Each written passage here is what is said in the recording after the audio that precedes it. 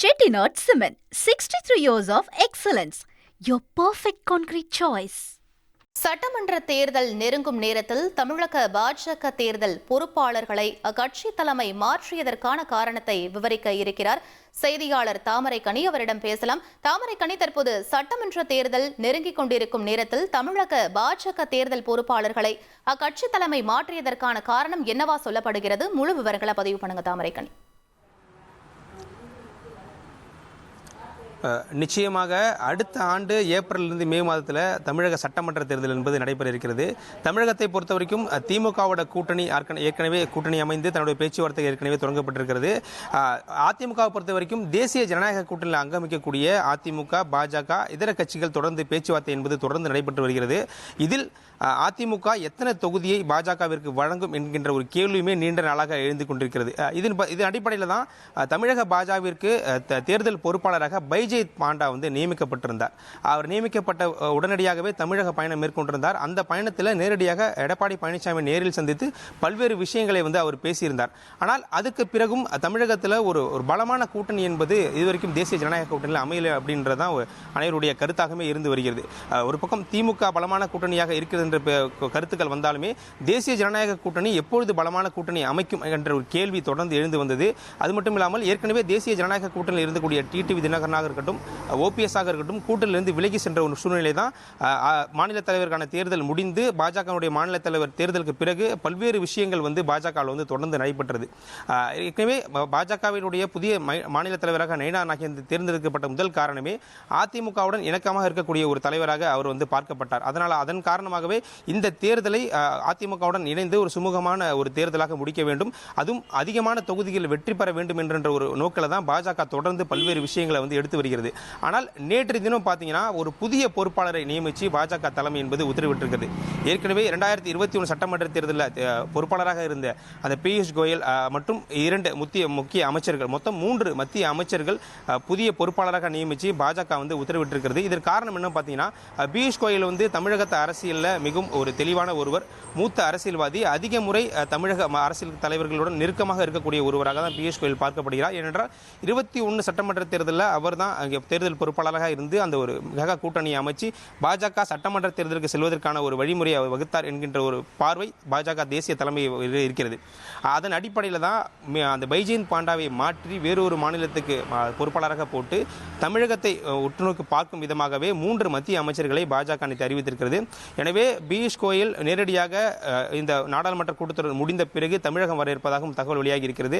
தமிழகம் வரக்கூடிய அவர் இங்கே பல்வேறு அரசியல் கட்சி தலைவர்களை சந்திப்பதற்கான வாய்ப்புகள் அதிகமாக இருக்கிறது. முக்கியமாக அதிமுகவின் பொதுச்செயலாளர் எடப்பாடி பழனிசாமியை சந்தித்து தொகுதி பங்கீடு பேச்சுவார்த்தையை தொடங்குவார் என்றும் எதிர்பார்க்கப்படுகிறது. தொகுதி பங்கீடு பேச்சுவார்த்தை ஒருபுறம் இருந்தாலும் அதிமுக கூட்டணியை தமிழகத்தை பொறுத்த வரைக்கும் தேசிய ஜனநாயக கூட்டணியில் அதிமுக தான் தலைமை என்று ஏற்கனவே உள்துறை அமைச்சர் அமித்ஷா தெரிவித்திருக்கிறார். எனவே கூட்டணியில் சில கட்சிகளை இணைக்க வேண்டும் என்ற ஒரு வேண்டுகோளையும் எடப்பாடி பழனிசாமியிடம் அவர் பேச இருப்பதாகவும் கருத்துக்கள் வெளியாகி இருக்கிறது. அது மட்டும் இல்லாமல் தேமுதிக, பாமக உள்ளிட்ட கட்சியை எப்படியாவது தேசிய ஜனநாயக கூட்டணிக்கு கொண்டு வர வேண்டும் என்ற ஒரு நோக்கில் தான் பாஜக தொடர்ந்து இருக்கிறது. ஏன்னா பார்த்தீங்கன்னாவே தெரியும், பன்னீர்செல்வம் ஒருமுறை டெல்லி சென்று வந்தார். அதற்கு பின்பு அண்ணாமலை, பாஜகவுடைய முன்னாள் மாநில தலைவர் அண்ணாமலை டெல்லி சென்று வந்தார். ஆனால் 2 நாள் பயணமாக கடந்த 2 நாளுக்கு முன்பு நயினார் நாகேந்திரன் டெல்லி சென்று டெல்லியில் இருக்கும்போதே தான் இந்த புதிய தேர்தல் பொறுப்பாளர்கள் பட்டியல் என்பது வெளியிடப்பட்டிருக்கிறது. எனவே வரக்கூடிய தேர்தல் ஒரு முக்கியமான தேர்தல். பாஜக பல்வேறு தொகுதிகளை வெற்றி பெற வேண்டும், அதற்கு அனுபவம் வாய்ந்த அரசியல் தலைவர் ஒருவர் பாஜகவின் தேர்தல் பொறுப்பாளராக இருக்க வேண்டும் என்ற ஒரு காரணத்தால் தான் தற்போது தேர்தல் பொறுப்பாளர்கள் மாற்றி அவர்கள் தங்களுடைய பணியை தொடங்க இருக்கிறார்கள். இதெல்லாம் ஒரு புறம் இருந்தாலும் பாஜக எத்தனை தொகுதியை தமிழகத்தில் கேட்டு பெறப்போகிறது அப்படின்றதான் ஒரு கேள்விக்குறியாகவே இருக்கிறது. ஏன்னா கடந்த நாடாளுமன்ற தேர்தலை பொறுத்த வரைக்கும் அதிமுக இல்லாத ஒரு கூட்டணி என்பது தமிழகத்தில் அமைஞ்சு பாஜக தலைமையில் அமைந்து கிட்ட பல்வேறு கட்சிகள் அதில் அங்கம் வகித்தாங்க. இதில் பாஜக 18% வாக்கு வங்கியை பெற்றிருந்தது.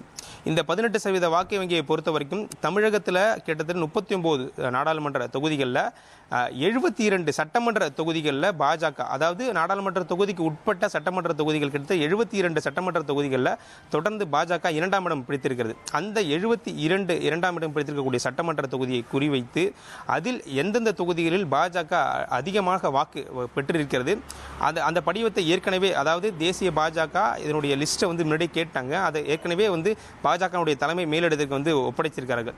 அதன் அடிப்படையில் எந்தெந்த தொகுதிகள்லாம் நாம் வெற்றி பெறுவோம், அந்தந்த தொகுதிகள் தொகுதிகளை நிச்சயமாக தேசிய ஜனநாயக கூட்டணியில் இருக்கக்கூடிய அதிமுகவிடம் நாம் பெற வேண்டும் என்ற ஒரு நோக்கில் பாஜக தொடர்ந்து அந்த பேச்சுவார்த்தை நடத்தப்பட்டு வருகிறது.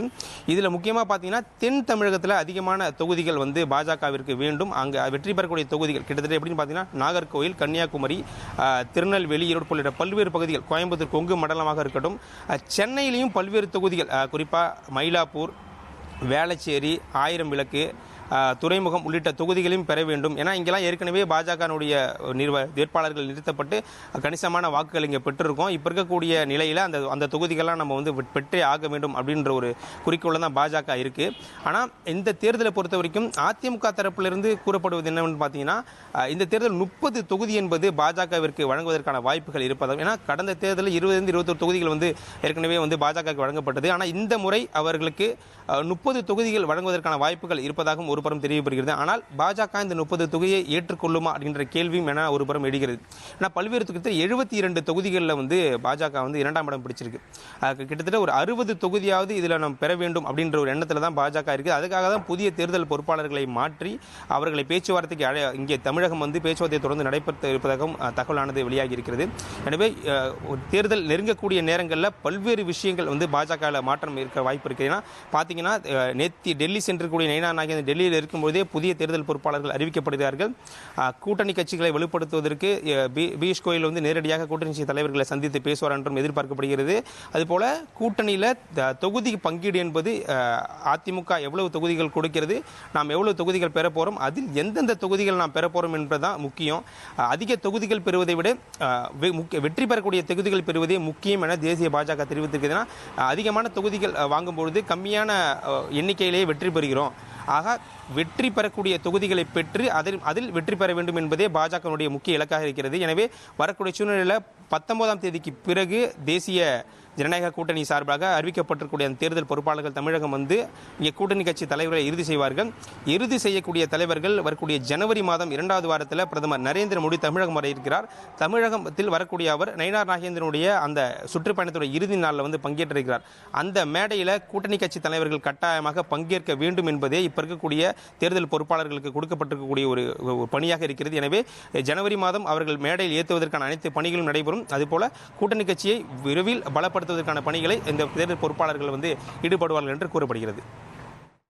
விவரங்களுக்கு நன்றி Thamaraikani. Chettinad Cement, 63 years of excellence. Your perfect concrete choice. 2.66 கோடிக்கும் அதிகமான மக்களின் உள்ளங்களை வென்ற தந்தி டிவியின் டிஜிட்டல் தளங்கள், 1.25 கோடி யூடியூப் சப்ஸ்கிரைபர்ஸ், 47 லட்சம் Facebook ஃபாலோவர்ஸ், 25 லட்சம் இன்ஸ்டாகிராம் ஃபாலோவர்ஸ், 23 லட்சம் எக்ஸ் ஃபாலோவர்ஸ், 11 லட்சம் தந்தி ஆப் டவுன்லோட்ஸ், 35 லட்சம் வெப்சைட் மந்த்லி ஆக்டிவ் யூசர்ஸ். அசுரபலம் கொண்ட எங்கள் டிஜிட்டல் கரங்களில் உங்கள் விளம்பரங்களை சேர்க்க வாட்ஸ்அப் பண்ணுங்க 8939888838. Email advt@dttv.in.